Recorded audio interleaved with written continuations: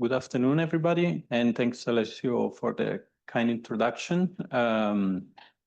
Today, I'm going to speak about perspectives on laser-induced graphene and scalability of energy research and its scalability in energy research infrastructures. I am working in the team of Professor Andrea Lamberti in Polytechnic di Torino, but we are also affiliated to the Italian Institute of Technology, always in Torino, and the center is called Center for Future and Sustainable Technologies. So, as also Francesco, I will skip all the introductions on LIG, and I will start directly with the point of this presentation, that is, where does LIG fits at system level? So if we imagine a general purpose electronic scheme, we have power supply, power management, and load. Power supply can be battery, fuel cell, photovoltaic systems, or hybrid capacitors, while in power management, we can have the control electronics, but still the presence of energy storage devices such as batteries, supercapacitors, and again, hybrid capacitors. And then as load, after the control electronics and reading electronics, we might have sensors and actuators. Most of the talk, most of this talk, yes, will be focused on power supply and power management, since all the other sensors and actuators were widely covered. And the answer is LIG might fit all the three classes. So I will start with power supply and a work of our group on fuel cells. We worked in the framework of fuel cells by exploiting SPEAK, so sulfonated polyether ketone, as substrate for LIG source. Here there is the structure, which is quite prone to LIG production. And one particular feature of SPEAK is that it's a proton exchange membrane, so it's able to conduct protons. And so we could describe LIG on the surface of SPEAK, and we try to test this system in the field of oxygen reduction reaction, which is one of the two reactions that are happening in fuel cells. So here at LIG, protons and oxygen will meet together with electrons to provide provide water. And yeah, we described this polymer. We obtained the classical LIG features. We proved that we were dealing with a graphene-like material, and yeah, then we ran an experiment to study its oxygen reduction capabilities, and we saw some activity. And yes, so in this small work, we simply proved, we didn't try to perform to confront the performances with literature, but we demonstrated that it's possible to work directly on the polymer to create MEAs, so membrane electrode assembly, to fast develop production of fuel cells.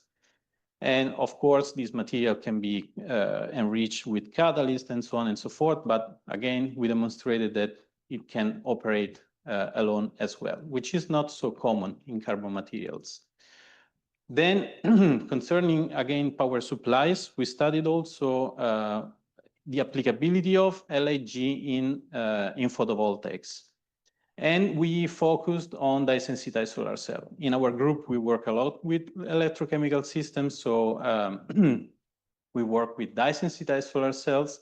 And in this work, so for those ones who don't know, dye-sensitized solar cells are photovoltaic cells in which the anode side is comprised of titania, which is a semiconductor, and the red dye, which is the active material, the catalyst for the photocatalytic reaction, while the counter electrode, so the cathode of dye-sensitized solar cells, is basically a catalyst to close this circuit. So inside the cell, we have a redox couple that in this case was the copper 1, copper 2 redox couple.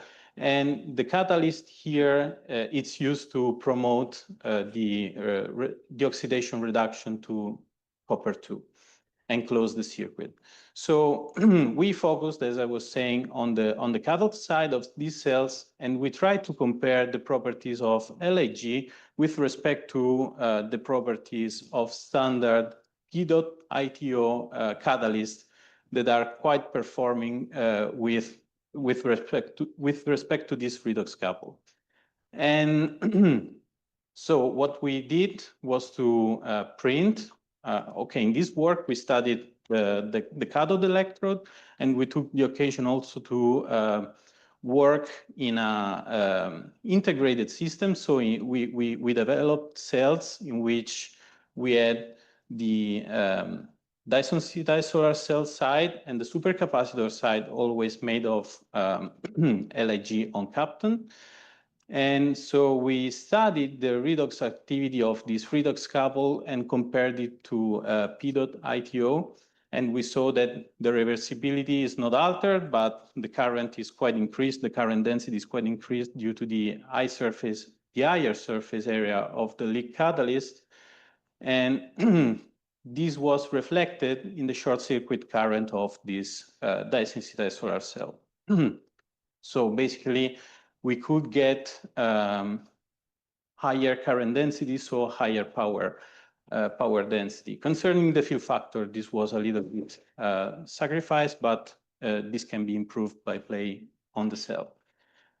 And finally, we tried to use the system as a photocapacitor, let's say. So we charged the capacitor directly through the dye-sensitized solar cell, so under different illumination conditions, and then we proved basically that this system was charging the supercapacitor, and then that was able to discharge. And this was another application concerning power sources. And concerning power management, this talk will focus mainly on micro supercapacitors. And what are micro supercapacitors, or what are supercapacitors? To provide a bit of insight, which was actually missing, supercapacitors are a complementary energy storage device with respect to batteries that operate in this field here of energy and power densities, and fuel cells, for example, are in this range here. So supercapacitors with respect to batteries and fuel cells outperforms in terms of power density, while batteries and fuel cells outperform supercapacitors in terms of energy density. Recent trends in this literature have brought to the development of hybrid technologies that are the hybrid capacitors.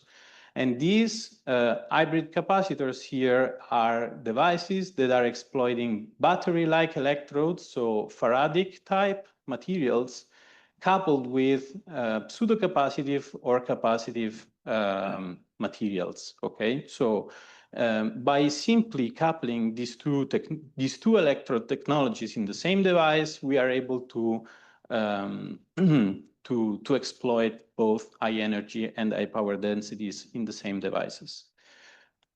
Now, where are supercapacitors used, and especially micro supercapacitors? In the case of miniaturized devices, there have been a fancy application by Samsung in which the stylus was not powered by a lithium-ion battery, but rather by a micro supercapacitor, which is in the size of a chip and easier.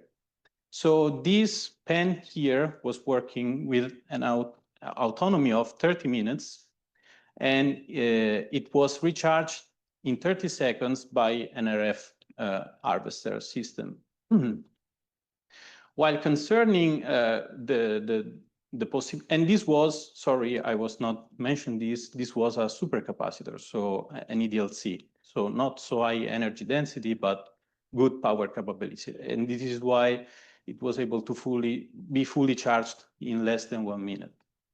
Concerning hybrid capacitors, up to now, honestly, there are not so huge applications, but this is an issue of the market.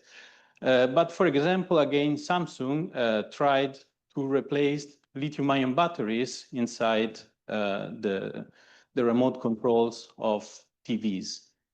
Again, here, with respect to batteries, these technologies have increased lifetime. So this is why Samsung tried to replace the lithium-ion batteries so that we can exploit these kind of devices for longer time and then reduce also the impact of changing batteries continuously. Concerning our work on micro supercapacitors, everything started in 2017 when in our group, when Professor Lamberti tried to do something similar to what we did for fuel cells. He demonstrated a device, a monolithic device, let's say, which is obtained again on SPEAK, the polymer I mentioned earlier, and they did a leak-based MIA, let me call it like this, and they demonstrated a monolithic, flexible micro supercapacitor with quite good specific capacitance.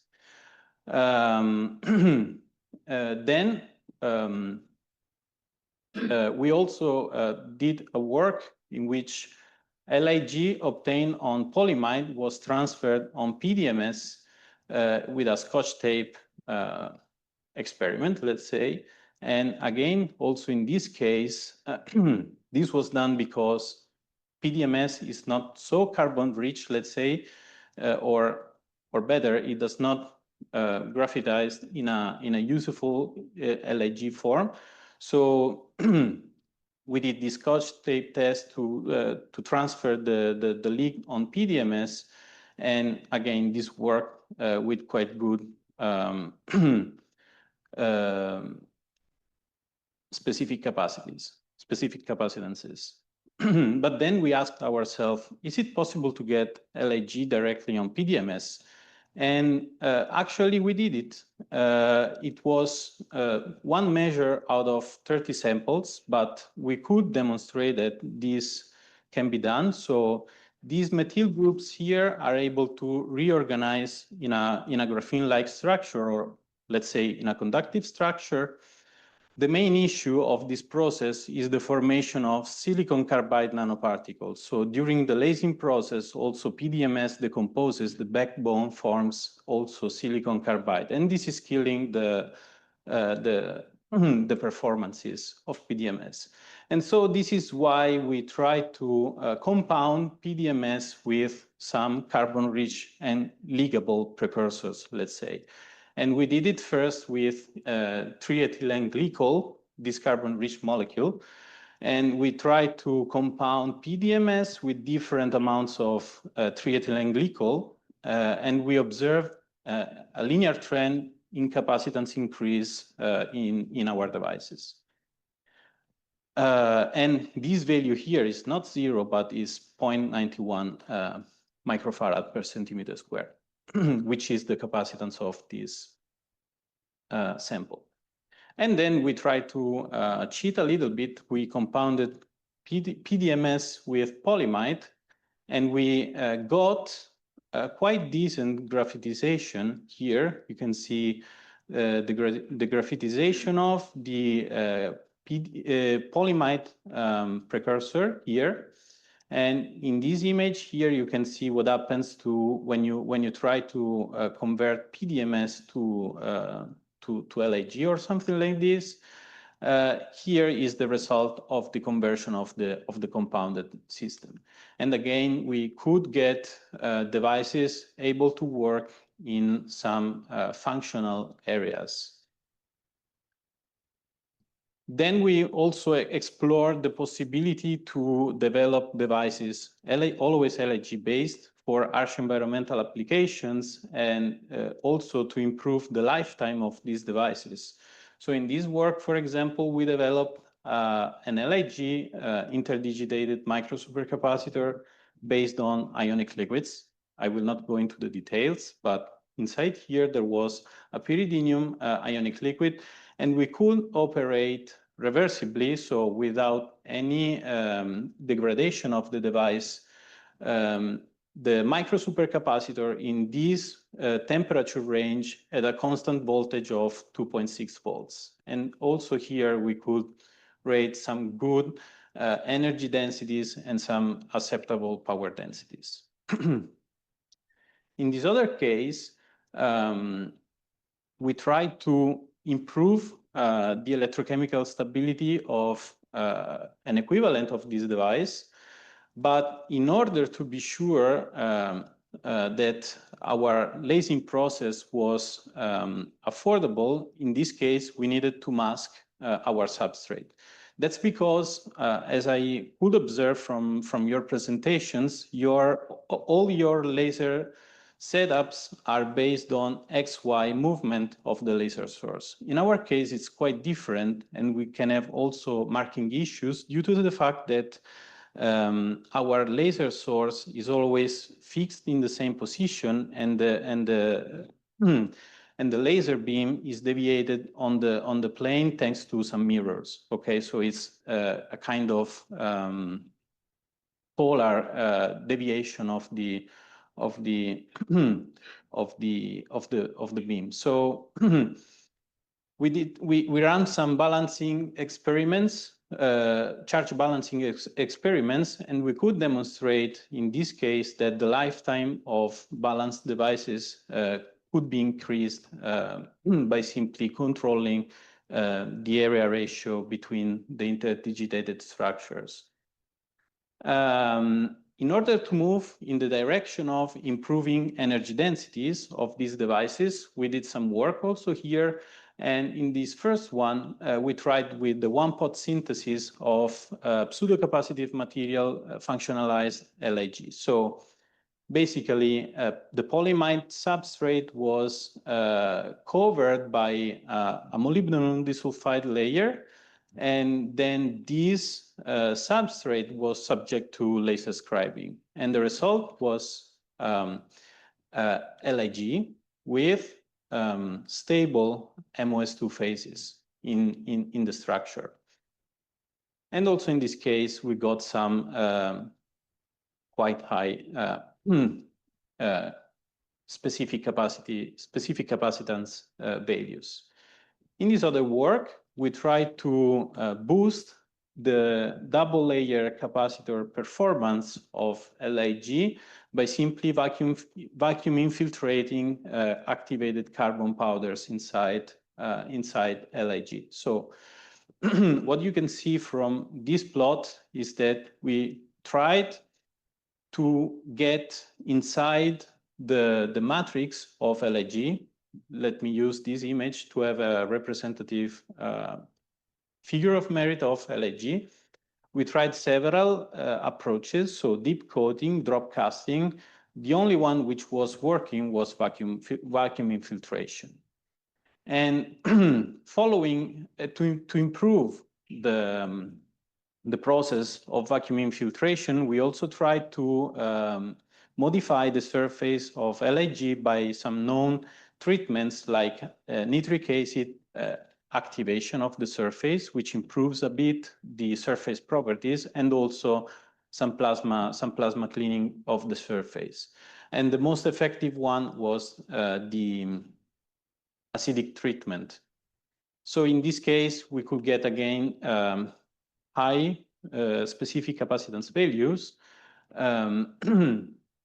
And then we did another work in which we try to demonstrate a self-powered sensor. So this is actually a nice game to be done. Basically, what we demonstrated is that we can power directly sensors with micro supercapacitors, and we did it with a piezoresistive a piezoresistive sample sensor, which was actually the core of this work, which was a self-healable piezoresistive sensor. But the issue with laser-induced graphene-based micro supercapacitors or supercapacitors is that energy density and power densities are always limited mainly or on average in this area. So yes, some work must be done in order to overcome these limitations. Just one example concerning sensors, we used one of the compounds we developed, the one with PDMS and polyimide, to develop strain gauge sensors and also temperature sensors. And here there are some characterizations, stability in time, and here the behavior of strain gauges. So yes, strain patterns with respect versus line patterns. And we could observe reversible sensing behaviors. So moving to the perspectives, as I was mentioning, the energy storage field, but also others, in our opinion, are quite limited by the electrical properties of LIG. And also, let me say that by the electrical properties of the contact we are making to the LIG, that sometimes are worse than the electrical properties of LIG itself. And especially in energy storage devices, these kind of issues can bring easily to very low energy efficiency of these devices. So we can play on the material, conductivity, and interface chemistry to improve the LIG material itself properties. We can play with device topologies, but probably also on the contact side, on the probing, getting LIG directly on metal current collectors or probing good electrical contact with LIG might improve greatly the performances. Also, other perspectives are the development of more sustainable and scalable LIG technologies, and also demonstrating the feasibility of upscaling of LIG manufacturing. So here there are some spoilers. These are submitted works. We are waiting the evaluations. For example, in this case, we could directly probe a contact thanks to thin soldering directly on LIG. This contact was quite good ohmic contact. Then we are also moving in the direction of developing hybrid micro supercapacitor technologies. So we are trying to show that there are few reports in the literature on this. But we are also giving our contribution in showing the Faraday behaviors of LIG towards, for example, lithium-ion intercalation into the material in order to develop high energy density and high voltage micro supercapacitor devices. And finally, something that was introduced this morning by Ryu, we demonstrated that, as also Ryu mentioned, that it is not always laser-induced graphene. It can be also a different material phase. Like, for example, in this case, we were more confident to call it laser-induced carbonization.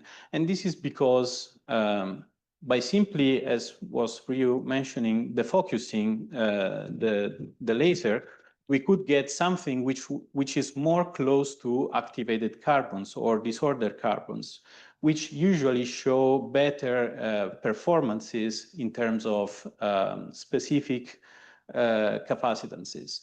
And here there are the results which were get by Angelica, showing that yes, both energy densities and power densities can be greatly improved by simply tuning the laser parameters and without taking too much attention to the contacts.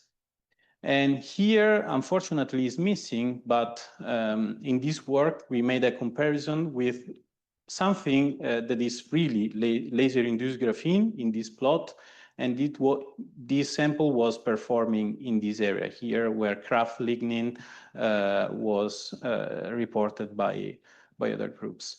And if I didn't mention this, I am sorry, but just to recall it, this was obtained from cellulose acetate, which is actually a quite scalable material because it is available, for example, as rolls. And in our group recently, we are moving in the direction of upscaling technologies. So in Torino, we are trying to develop two research infrastructures in the environment park, which is this area here in the north part of the city.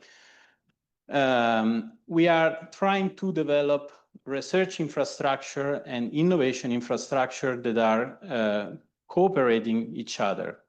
So we will be able to make fundamental research and then transfer the knowledge of the fundamental research to the innovation infrastructure with which we will be able to demonstrate upscaling of devices. And concerning LIG, so in our group, we are equipped with roll-to-roll machines for prototyping of batteries and supercapacitors. And we are trying to work in the direction of implementing laser technologies in these tools, because here you are looking at aluminum current collectors used to make cathode in batteries, but also electrodes in supercapacitors. But these aluminum foil here can be easily replaced by polyimide foils, polyimide rolls, or cellulose acetate rolls. And so, yes, this is our vision concerning the upscaling of LIG technology. Of course, this will enable not only the upscaling of micro energy storage devices, but also fast development, fast production of also sensors and actuators. So the conclusion of this talk are that LIG is really a versatile material, a versatile platform, as was always said by everyone today. We worked a lot on energy storage and conversion technologies, quite a bit on sensing. There is still room for improving the material performance, both in terms of material intrinsic properties and also probing the electrical contact with the materials. And we have to look also on the development of technological scalability, because if we miss this step, there can be issues. I thank you all for your kind attention, and I am available for questions.